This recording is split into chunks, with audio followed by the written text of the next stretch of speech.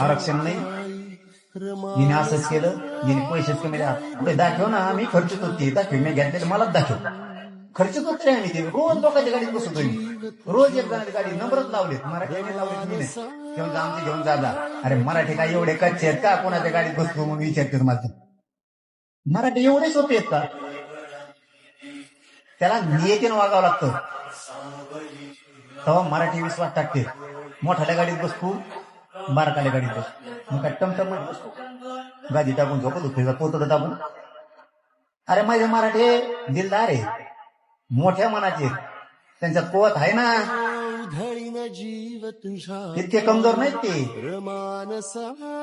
गाड्या देतात, ही आमची रोज घेऊन जायची. कारण मी तितकं समाजाची इमानदारीने वागतो, त्यामुळे त्या गाडीला किंमत नाही देत. आपल्या प्रामाणिकपणाला मराठा समाजाला इज्जत देते. प्रामाणिक वागायला तेव्हा समाज करतो. तुम्हाला समाजाची गद्दारी करायची, समाजाची वर पैसे कमायचे, म्हणते काय हे समाजाला. आणि रोज एकदम उठवतो